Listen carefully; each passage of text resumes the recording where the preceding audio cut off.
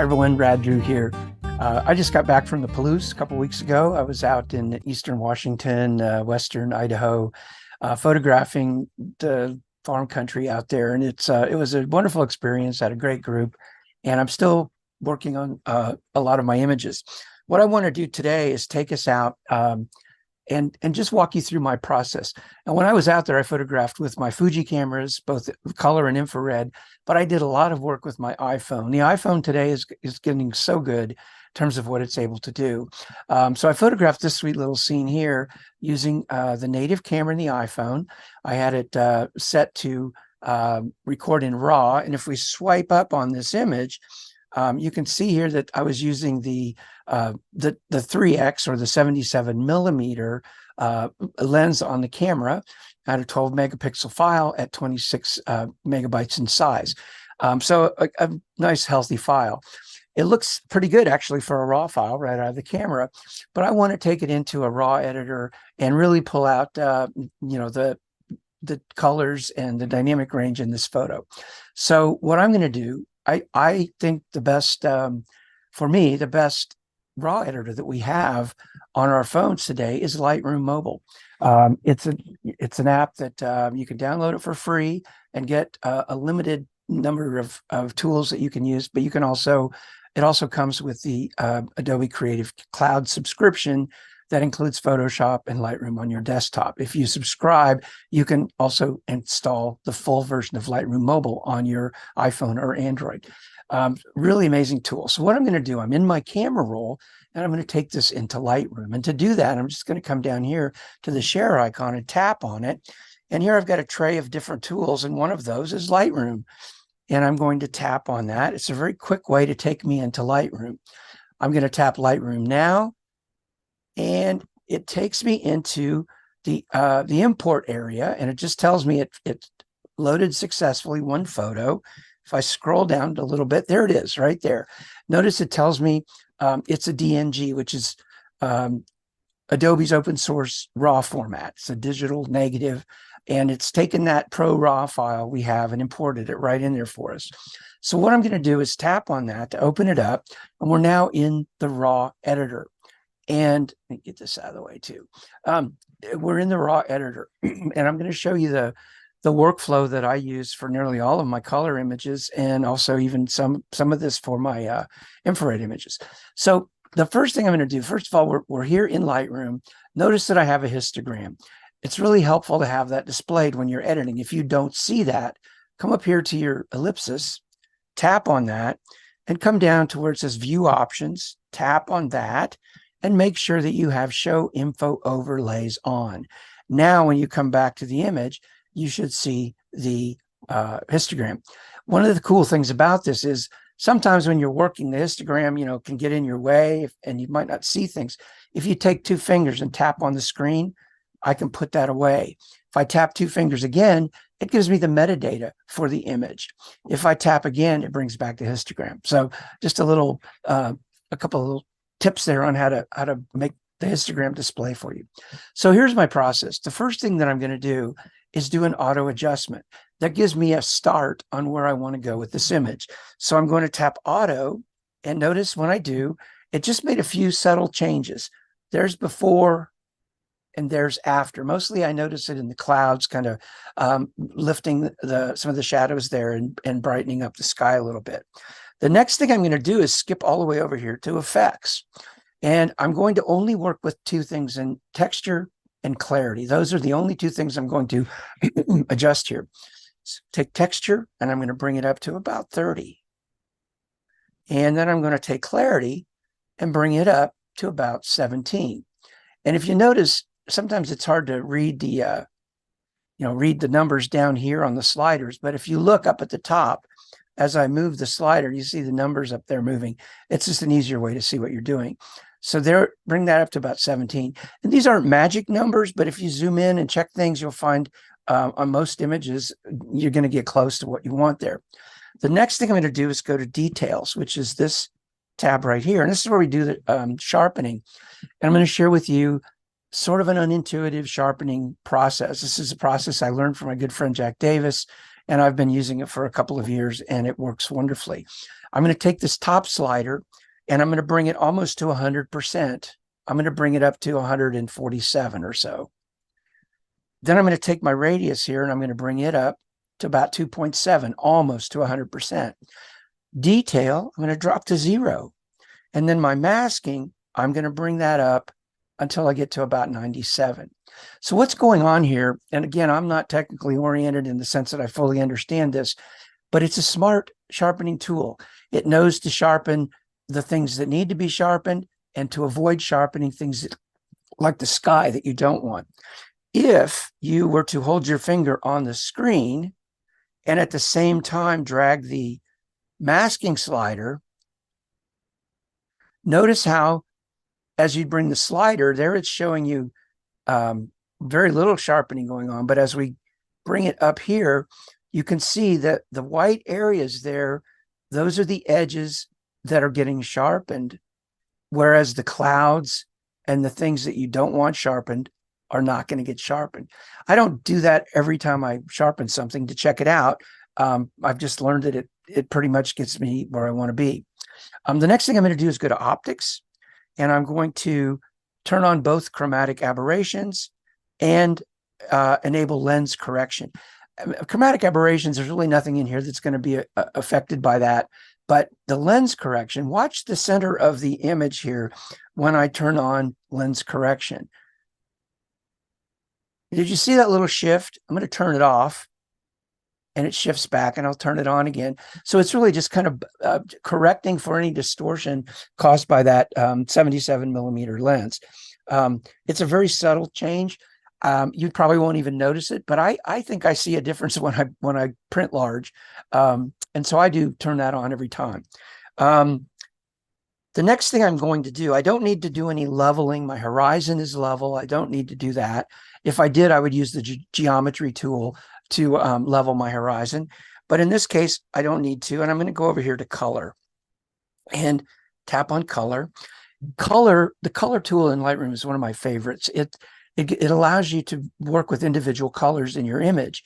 And there are 3 different tiers or layers or levels within the color tool. This is the first level, and this is a global level. So I can come down here and I can saturate I'm going way overboard, saturate the whole image. So it's globally saturating everything. That's not what I want to do here. I'm going to double tap on that slider, and it snaps back to where it started. You can also adjust vibrance or tint or any of these things, all globally.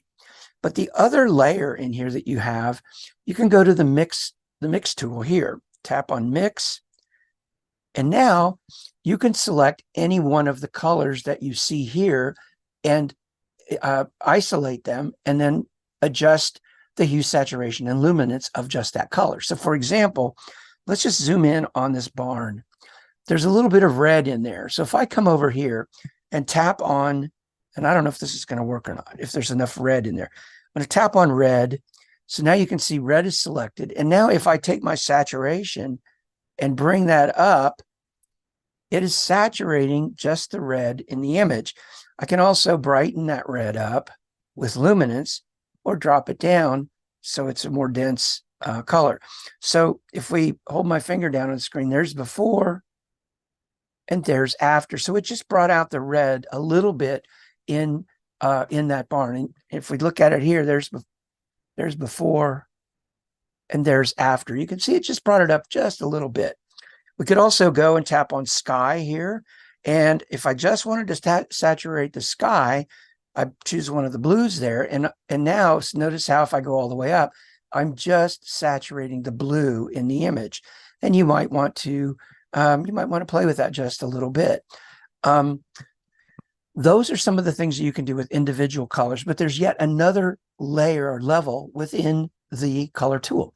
I'm going to tap on done, and I'm sorry, I'm going to go back and tap on mix. This icon right here is another level within the color management tool. If I tap on that, now I can adjust hue, saturation, or luminance simply by putting my finger on the screen and dragging to the right. So what I want to do is, first of all, make sure that I switch to saturation at the bottom. I wish it defaulted to saturation because rarely do we want to adjust hue right from the get-go. So you want to make sure you turn on saturation. Now what I'm going to do is take my finger. Let's say I wanted to bring up the yellows and greens in this mown hay right here. So I'm going to take my finger and drag across. Notice below it's showing the orange and the yellow that's being affected.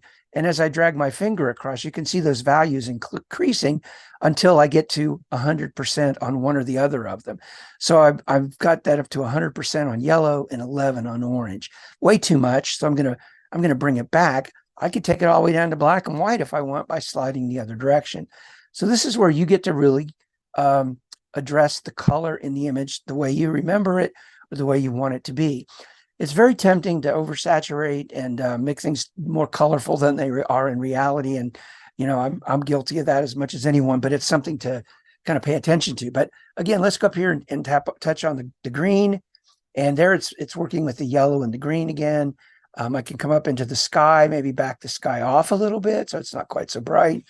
And there you go. So you can adjust very specifically the colors within your image. To back out of this color management tool, I'm going to tap this button and then I'm going to say done. And now I am back to all my tools down here. And the next thing I'm going to go to is light.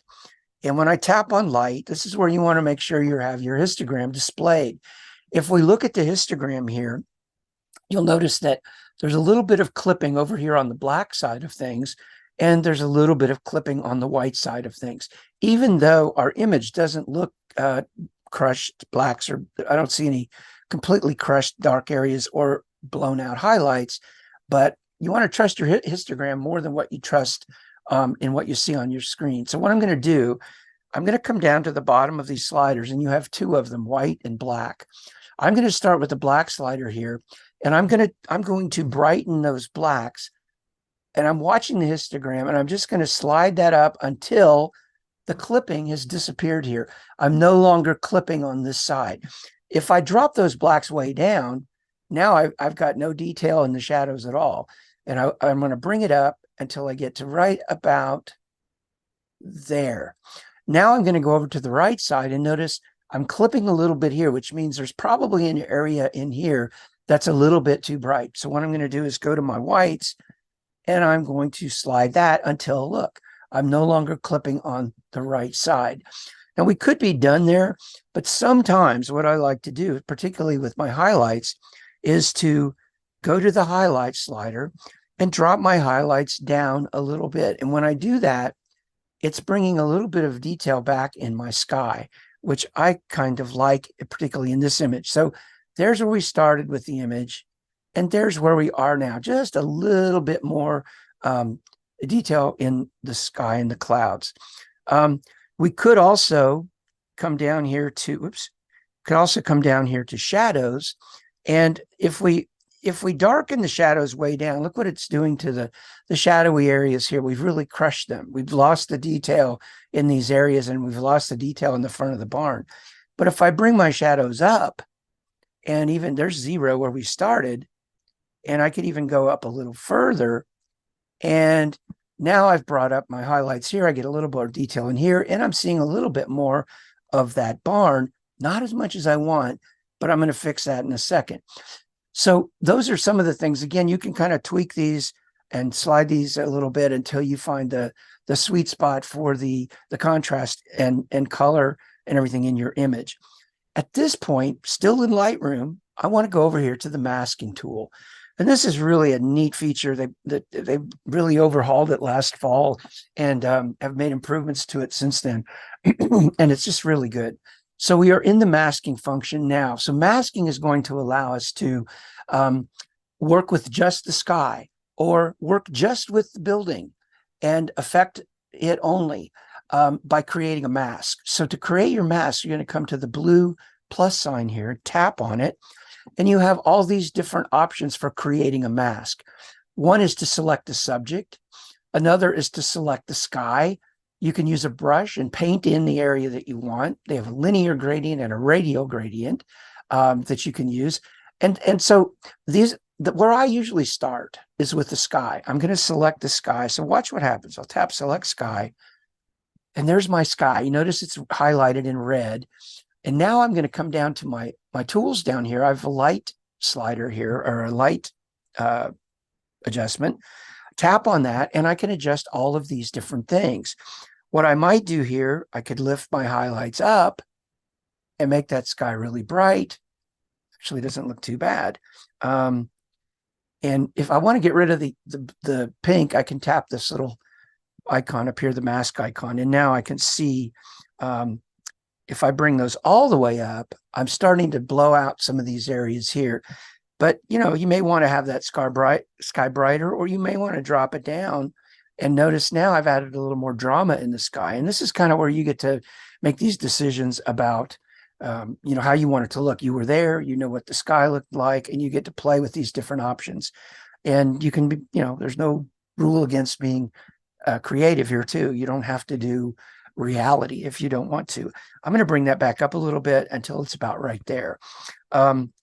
So that's the sky. I could go and drop my shadows down. And when I do, see how it's darkening the shadowy areas in the sky. Another way that you can sort of play with that to get the look you're going for. I'm going to kind of come right up in somewhere around there. That's all I'm going to do with my mask of the sky. So now I want to do another mask. And this time I want to mask the area that's not the sky. So the tree over here, the hillside, and the foreground, and the houses.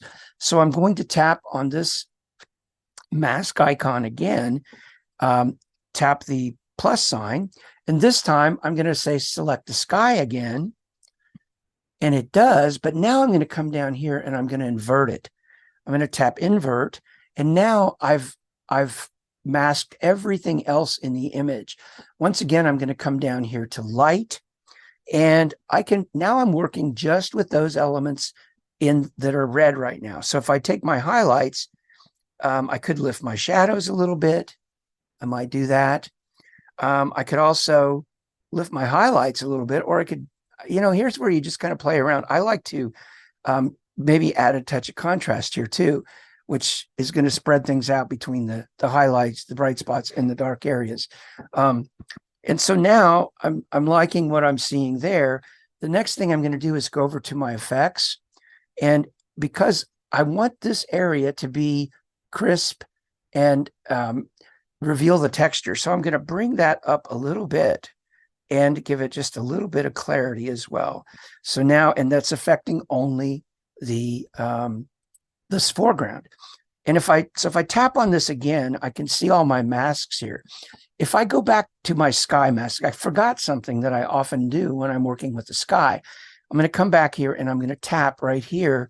And now I've opened up that sky mask again. And one of the things I often like to do is come to my effects. And, sky, we don't want to make it look gritty or add, texture to it. So what I'm going to do here, rather than increase the texture like I did down here on the hillside, I'm going to drop my texture down just a little bit and my clarity down. So now I've reduced noise and smoothed out my sky just a little bit. So now I'm going to go back to my masking, and this time I'm going to tap the plus sign, and I'm going to ask it to select the subject.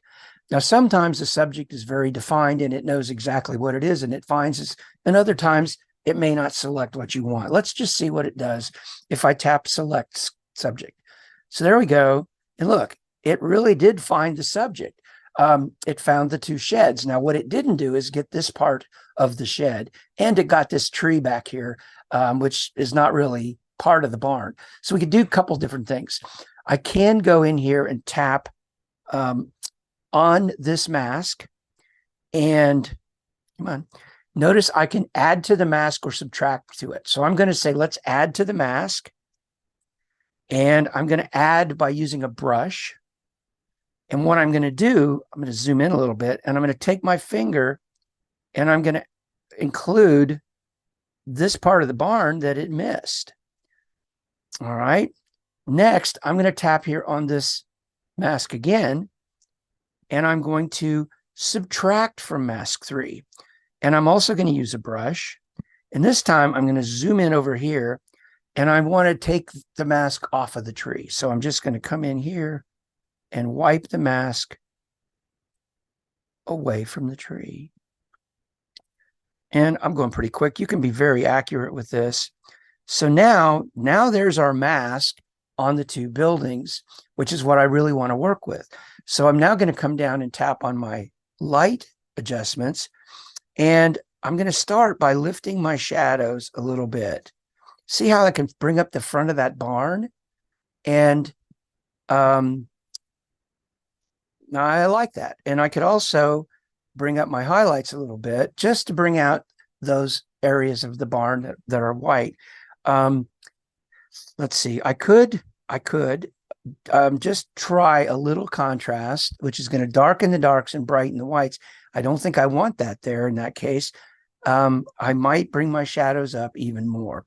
So now we're seeing the detail in the front of that, both of the barns actually. I could go over to color, and there's really not a lot of color in this barn, but we have quite a bit of there's some mossy green and there's red down here, which we already brightened a little bit. But I'm going to go down just to saturation and pump my saturation up. And it's really affecting mostly this barn. It's giving it a little more green under here and a little more red. That might be too much. I'm going to back it off to about half of that. And then effects, I'm going to go there and I'm going to just bump my effects a small amount just to really call out the texture and detail in the barn siding. And again, we're only working on those. If I tap on my mask icon, we're only affecting these areas that are masked. So now there's really nothing else I need to do there.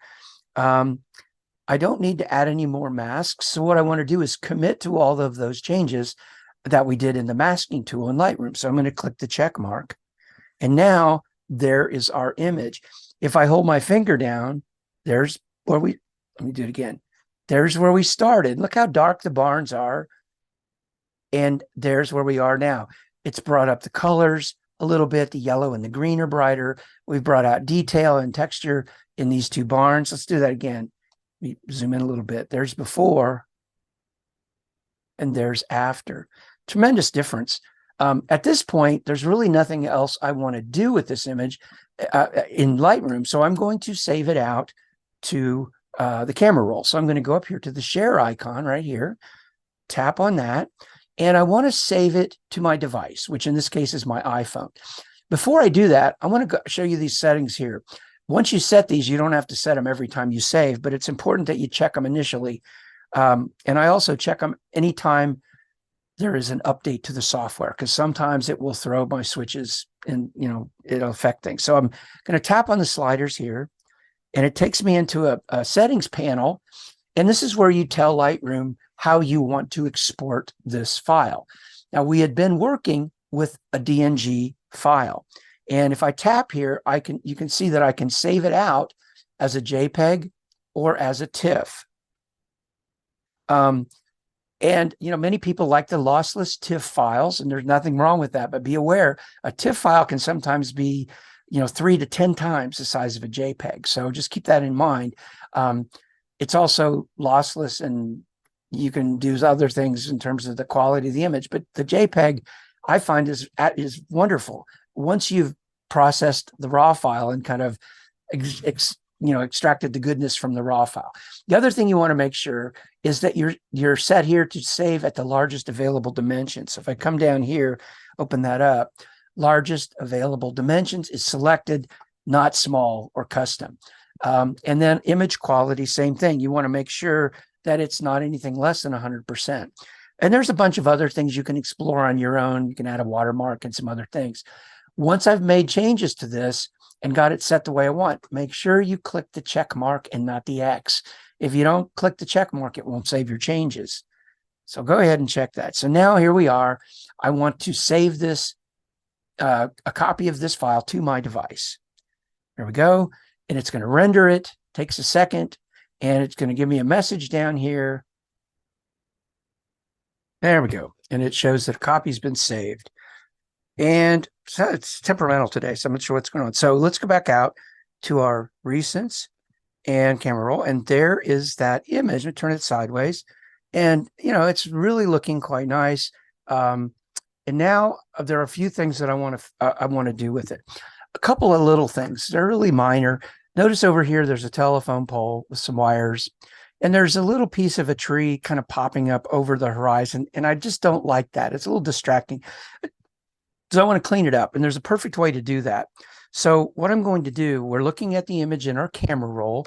And once again, I'm going to copy this version of the image by tapping on the share icon down here.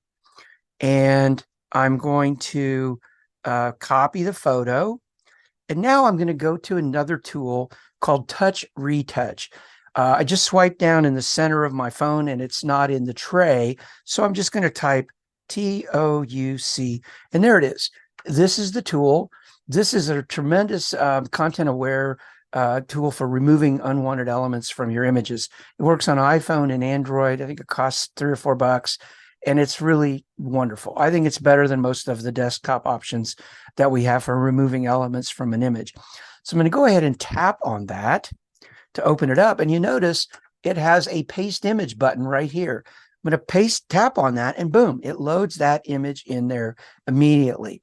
So what I want to do is remove that pole and wires and that little piece of tree sticking up. So to do that, I'm going to turn sideways so you can see the image larger. And you'll notice down across the bottom, you can choose objects. There's a telephone line removal. It'll even remove some of those cyclone fences, mesh fences. If you shoot through a fence to, maybe you're at the zoo or something, you can actually take those out too. What I'm going to do, I'm going to start by getting rid of that little bit of a tree sticking up over the horizon here. So I'm going to go down to objects, and I'm just going to choose the lasso and see how that works. And I'm just going to lasso that tree. Look at that. It knew to take the tree out. It didn't mess with the horizon line of the hill or anything. So now the next thing I'm going to do is get rid of this pole and these wires. So for that, I'm going to back up and use the lines tool right here. So I'm going to tap on lines, and down below we have a line, a segment, or a segment. I'm going to choose the whole line. And if I tap over here on settings, I can choose a thin, medium, or thick line. I'm going to choose a thin. Whoops, back that up. Didn't mean to do that. So I chose a thin line. And now I'm just going to take 2 fingers and zoom in over here where this pole is. And I am going to take my finger and just run it down that pole. And look at that. It removed it. Now I'm going to come over here and get this part of the pole, and I'm going to drag across, and it got the telephone wires. There's still a piece of wire right here. So I'm going to grab that, and you're just getting close. Now you can see it's not perfect. It left a few little artifacts here. So what I'm going to do is go back and get my brush, and I'm just going to go in there and kind of clean that up a little bit so that it doesn't look, it's not detectable. So now there we go. There's our image. No more pole, no more little piece of tree sticking up. And it just kind of cleans the image up a little bit. At that point, there's nothing else we really need to do here. So I'm going to go up and tap on the share icon right here. Tap on share. And again, this is ReTouch. And here I'm going to save a copy. If you want to change the settings, you can go over here to this green bar and tap on that. And you want to make sure that that you are saving the file format that you want, that you have the size that you want, in this case, the original size. And, you can change that if you want, but that, again, you could change it to TIFF or PNG or HEIC if you wish. I often work with JPEGs. And that's it. I'm going to go ahead and I think I already hit save. Let's hit save just to make sure. It might have 2 in there now. And that's it. I'm going to go to the camera roll, take a look at, yep, there it is. So there's our image, and look, so there's the one that still has the little tree and the pole in it, and there's the one that is cleaned up. So now we could be done, but what I found is, I don't know, I use Snapseed for so long. I really love the tool, and I find that it does a few little things uniquely in a way that even Lightroom or other things can't do. So I often finish my images in Snapseed. So to do that, once again, I'm going to come down here. I'm going to copy the photo. And now I'm going to go to Snapseed. Now you notice I have Snapseed right on my front page here of my phone. Rather than tap to open it, I'm going to tap and hold my finger down. And then I'm going to choose paste image. And it's going to take that image that I copied to the clipboard. I'm going to tap paste image, and it's going to paste it right into Snapseed. And there it is. So what I'm going to do now, and if you want to learn, if you need to learn more about Snapseed, I've got a few videos online on YouTube channel, some free things, and then I've got a 90-minute video, and I'll post that in the comments with the video that I share here, and that goes into a lot more detail about Snapseed. But what I typically do, I'm going to come down here to Tools, and I'm going to go to Tune Image right here. The Tune Image palette, if you will, has all of these things that you can adjust, everything from brightness, contrast, saturation, something called ambiance, highlights, shadows, and warmth. Well, I typically start with ambiance because ambiance is kind of a combination of brightness, contrast, and saturation all rolled into one slider. So we're now in ambiance, and I'm going to take my finger and drag it to the right. Notice it tells us that it's 0 right now. The value is 0. But as I slide my finger to the right, you can see it increasing. And there's about 40%. I'm going to take it all the way to 100. So there's 100%. There's before and there's after. So you can see it's really affected the image. It's added saturation. It's added some contrast and some brightness to the image. It's too much, but I wanted you to see how it affects the image. So here I'm going to drop back and take it back maybe down to only about 40. There's before and there's after. Now, this is again where you're going to exercise your judgment about what you want. It's darkened our sky a little bit. That may not be quite the look you want, but that's where you can make your call on how you adjust and stylize this image. The next thing I'm going to do is go down to highlights, and highlights is like a brightness slider for the highlights in the image. So particularly these areas in the sky. It's also got some highlights down here in the barn too. The goal here is to make sure that we have those we don't want them so bright that there are no details in these areas. And yet what we can try here, if I increase my highlights like that, now I've blown out my sky completely. That's clearly not the look we want. So let's go back to 0 here. And what happens if I drop the highlights into the negative? Well, now I'm sort of bringing out some of the detail, turn it sideways so you can see it larger, some of that detail in the sky. Now, we don't want to make it gritty, and we're not, I don't think, but now we've got detail in here and in these bright areas. And again, that may be too much for you. And if that's the case, you can brighten it up by going the other direction. But that's the fun of playing with these sliders, is you get to decide some of these things. The next thing that I'm going to do, we're still in that Tune Image tool, maybe down to shadows. Shadow slider is going to affect these areas in here, this barn, and so on. If I darken the image, look how I'm darkening the shadows. It's darkening the shadows on the edges of the clouds. Anywhere there are shadows, it's really kind of crushed them. We've lost the detail. If I come back to 0, I might bring those up a little bit, but sometimes like that to me is too much. Yes, we've got detail in here, but it's flattened the image out. I want to drop those highlights down, maybe a little bit below 0. And now it's given dimension to the image. Yes, there are areas that are dark, but it gives it almost a 3-dimensional feel.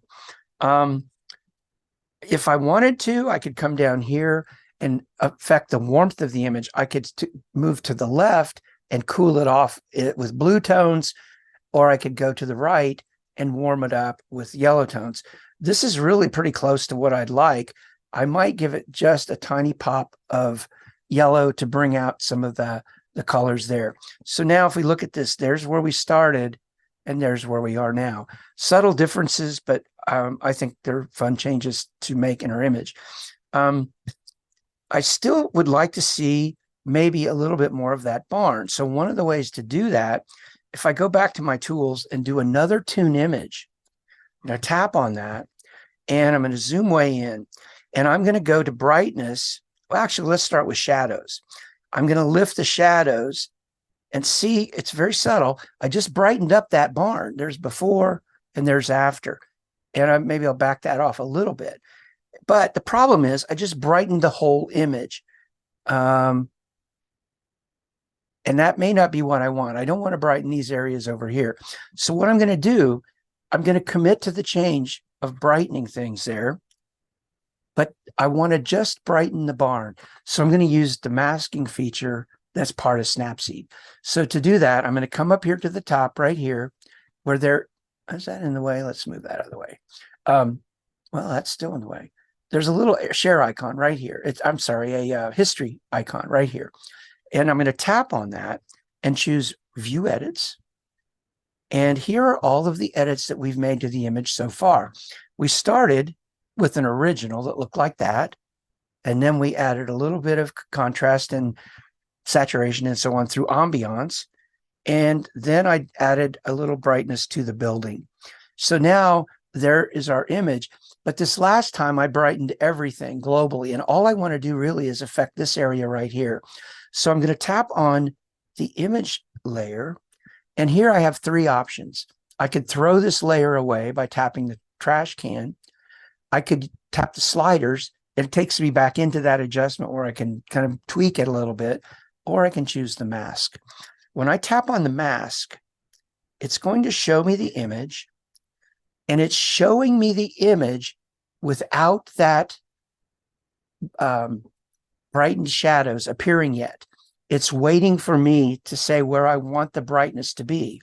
Well, down below, it's telling me that it's set to apply 100% of that brightness or shadow brightness when I touch. So what I'm going to do is zoom in on that barn or that little shed, and I'm going to paint in this area right here. Now, if I tap on this little eyeball icon right here, I can see where I am affecting.